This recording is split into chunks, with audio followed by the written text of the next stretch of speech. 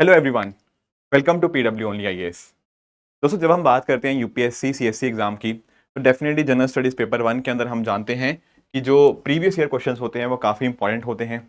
कई बार ऐसे क्वेश्चन देखा गया है कि यूपीएससी ने मल्टीपल टाइम्स क्वेश्चन पूछा हुआ है। जैसे देखो, मनी मल्टीप्लायर के ऊपर क्वेश्चन रिपीटेडली पूछा गया है। इसी तरह से मनी बैंकिंग से ऊपर बार बार रेपो रेट आपका जो होता है, इसके अलावा ओपन मार्केट ऑपरेशंस, इस तरह से क्वेश्चन आते हैं। उसी तरह से पॉलिटी की बात करें तो डीपीएसपी हो गया, प्रियम्बल हो गया, फंडामेंटल राइट्स हो गया, तो बार बार उनके ऊपर क्वेश्चन आते हैं। पर बच्चों का डाउट ये आता है कि सर, जब हम बात करते हैं सीसेट पेपर यानी कि पेपर नंबर 2 की, क्या वहां पर भी पीवाईक्यूज करने हमारे लिए इंपॉर्टेंट है? इसका बहुत ही सिंपल सा आंसर है यस। और मैं आपको ना कुछ एग्जांपल्स के माध्यम से समझाऊंगा कि कैसे पीवाईक्यू प्रैक्टिस के साथ साथ ना आप कहीं ना कहीं अपनी प्रेपरेशन को और बेटर कर सकते हो। मैं आपको ना पीछे क्यों जाना, आप जैसे इस बार का पेपर नोटिस करो।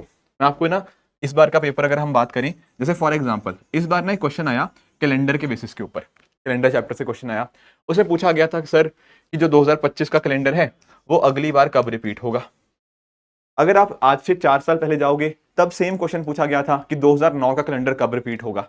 तो यानी कि जिस बच्चे ने 2-3 साल पहले का वो पेपर सॉल्व किया होता, उसको बहुत आसानी होती इस साल के क्वेश्चन को अटेम्प्ट करने की। तो डेफिनेटली पीवाईक्यू इंपॉर्टेंस, एक तो पहली बात यह है कि सिमिलर टाइप के क्वेश्चन रिपीट होते हैं। और भी डेफिनेटली इसके बेनिफिट्स हैं, बट बिफोर दैट मैं आपको बता दूं कि दोस्तों, हमारा जो यूपीएससी सीसेट का कोर्स है वो बहुत ही जल्द स्टार्ट होने जा रहा है फ्रॉम 21 नवंबर। अब ये जो कोर्स होगा, इस कोर्स के अंदर डेफिनेटली हम कंसेप्ट्स अपने डिस्कशन करेंगे, अलग अलग टॉपिक, चाहे वो कैलेंडर हो, क्लॉक हो, क्वांट, रीजनिंग, रीडिंग कॉम्प्रिहेंशन, सारे के सारे कॉन्सेप्ट्स हम अच्छे से डिस्कस करेंगे। उसके साथ ही साथ हमारा फोकस रहेगा क्वेश्चन प्रैक्टिस के ऊपर। इस क्वेश्चन प्रैक्टिस के अंदर पहली बात, हम पीवाईक्यूज तो डिस्कस करेंगे ही करेंगे, एट द सेम टाइम हमारा डिस्कशन और कैसे क्वेश्चन यूपीएससी फ्यूचर में हमसे पूछ सकता है। तो यानी कि ऑलरेडी पीवाईक्यू है वो भी डिस्कस होंगे, एंड आपको साथ में आपको पीवाईक्यू बुकलेट भी मिलेगी, राइट, ताकि आप वहां से भी अच्छी खासी प्रैक्टिस कर पाओ। एंड हम क्लासेस में तो डिस्कशन करेंगे ही, एंड उसके बेसिस के ऊपर आगे आने वाले सालों के अंदर कैसे क्वेश्चन पूछे जा सकते हैं वो भी हम यहाँ पे अच्छे से डिस्कस कर लेंगे, राइट। एंड बाकी चीजें भी प्रोवाइड की जा रही हैं। स्टडी मटेरियल हो गया, एंड साथ ही साथ अगर हम बात करें sectional test, mock test, and आपके full length test, and even आपको वीकली बेसिस पे टेस्ट आपको यहाँ पे मिलते रहेंगे, ताकि आप अपनी परफॉर्मेंस को इवेलुएट कर पाओ। तो दोस्तों, ये जो कोर्स है अपने आप में पूरा कॉम्प्रिहेंसिव है, 21 नवंबर से स्टार्ट हो रहा है, जिसके माध्यम से हम अपने सीसेट को कवर करेंगे। तो वापस आते हैं, लिंक इनके सारे ना डिस्क्रिप्शन में आपको मिल जाएंगे। वापस आते हैं पीवाईक्यू वाले मुद्दे के ऊपर। तो आप एक बार नोटिस करोगे कि जैसे 80 क्वेश्चन आते हैं हर साल यूपीएससी सीसेट में, और हर क्वेश्चन 2.5 मार्क्स का होता है, जिस वजह से 80 इंटू 2.5 हमारा पेपर हो गया 200 मार्क्स का। अब आप जानते होंगे कि यहाँ पर जो क्वालिफाइंग मार्क्स है, दोज आर ओनली 66, यानी कि 33% मार्क्स आपको चाहिए होते हैं इस एग्जाम को क्लियर करने के लिए। और आप इसके ब्रेकअप को भी जानते होंगे, जैसे ये यूपीएससी ने इसका सिलेबस दिया हुआ है। यू विल रियलाइज की जो रीडिंग कॉम्प्रिहेंशन है ना, यहाँ से हर साल 26 से 27 क्वेश्चन आते हैं। आपके रीजनिंग वाले सेक्शन से लगभग 17 से 18 क्वेश्चन आते हैं, एंड क्वांटिटेटिव एप्टीट्यूड से आपके 35 टू 40 क्वेश्चन आते हैं। ये रफली एक ब्रेकअप है पिछले 5 साल का। अब देखो, जो रीडिंग कॉम्प्रिहेंशन है ना, वो आपकी प्रैक्टिस के लिए बहुत अच्छा सोर्स हो सकते हैं, क्योंकि देखो हर साल जो क्वेश्चन है वो सिमिलर ही है। एज इन कभी एक बार पूछ लेगा कि इन्फ्रेंस बता दो इस पर्टिकुलर पैसेज के रिगार्डिंग, कुछ अजम्पशन क्या होगी, इसके बेसिस के ऊपर ऑथर क्या कहना चाहता है, राइट। ऐसे क्वेश्चंस हर साल रिपीटेडली पूछे जाते हैं। तो अगर हमने पीवाईक्यूज अच्छे से अटेम्प्ट किए होंगे, यूपीएससी ने क्या आंसर दिया है किसी चीज का, उसके पीछे का लॉजिक क्लियर होगा, तो एक अच्छी खासी एक्यूरेसी आपकी रीडिंग कॉम्प्रिहेंशन में आ सकती है। इन अ सिमिलर मैनर रीजनिंग और क्वांटिटेटिव एप्टीट्यूड में भी ना, भले ही सेम क्वेश्चन ना आते हों, पर सिमिलर टॉपिक से आते हैं। मैं आपको एक्सप्लेन करता हूं। जैसे अगर हम बात करें ना डिविजिबिलिटी रूल्स की, तो यूपीएससी की एक बहुत बड़ी टेंडेंसी है डिविजिबिलिटी रूल से क्वेश्चन हर साल पूछने की ही। एक साल वो 3 के डिविजिबिलिटी रूल पे क्वेश्चन पूछ लेगा, किसी साल वो 11 के डिविजिबिलिटी रूल पे क्वेश्चन पूछ लेगा, किसी साल वो 7 या 13 के डिविजिबिलिटी रूल के ऊपर क्वेश्चन पूछ लेगा, किस साल 6 के ऊपर भी पूछा हुआ है। ऐसे मल्टीपल बार ना उसने बार बार क्वेश्चन पूछे हुए हैं डिविजिबिलिटी रूल्स के ऊपर। इसी तरह से अगर आप और एस्पेक्ट आप समझना चाहते हो, जैसे फैक्टर्स के ऊपर कई बार क्वेश्चन पूछ लेता है। कैलेंडर वाला मैंने आपको एग्जांपल अभी दिया कि कैलेंडर का सेम टॉपिक, मतलब कि कब कैलेंडर रिपीट होता है, ये पिछले 10 साल में 3 बार क्वेश्चन आ चुका है, सेम चीज। अगर एक कर लिया तो बाकी दो पक्का ही हो जाएंगे।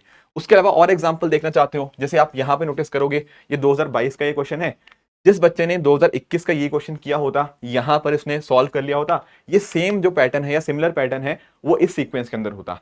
अगर कोई बच्चा शायद इस पैटर्न को पहली बार कर रहा है, he might find a bit difficult, पर अगर किसी ने 2021 का ये सवाल किया हुआ है तो उसके लिए बहुत ही ज्यादा आसान हो जाएगा। ठीक है, मैं ये नहीं कह रहा कि आप नहीं कर सकते, पहली बार में कर सकते हो, बहुत मतलब इतना मुश्किल नहीं है ये क्वेश्चन। पर अगर किसी ने किया हुआ है पहले से, प्रीवियस ईयर क्वेश्चन सॉल्व कर लिए हैं, फिर तो उसके लिए सर बहुत ही आसान हो जाएगा। ऐसे और भी एग्जांपल्स हैं, जैसे ये वाला क्वेश्चन था, ये यूपीएससी ने 2023 में पूछा। लोग पूछते हैं ना कि लोग बोलते हैं कि सर 23 का पेपर टफ था। हाँ था टफ, पर काफी सारे आसान क्वेश्चन भी थे। एंड अगर जैसे ये 23 में पूछा गया, जिन बच्चों ने मेरा 2022 का कोर्स किया था, उनको मैंने सेम पैटर्न का क्वेश्चन अपनी क्लासेस में करवाया हुआ था। आप किसी स्टूडेंट से आके पूछ भी सकते हो। एक्चुअल में पॉइंट पता क्या है, जो मैं बात कर रहा था कि पीवाईक्यू तो हम क्लासेस में करेंगे करेंगे, plus at the same time उनके बेसिस के ऊपर फ्यूचर में कैसे क्वेश्चन एक्सपेक्टेड हो सकते हैं, वो भी हम उनको अच्छे से डिस्कस करेंगे। तो अगर आपने पीवाईक्यू कर लिए, उसके बेसिस के ऊपर अच्छी खासी प्रैक्टिस कर ली, तो डेफिनेटली आप सीसेट के अंदर अच्छा स्कोर कर पाओगे। सिमिलरली ये क्वेश्चन हो गया, ठीक है ना, ऐसे क्वेश्चन हो गया, ये बार बार यूपीएससी ने पूछे हुए हैं।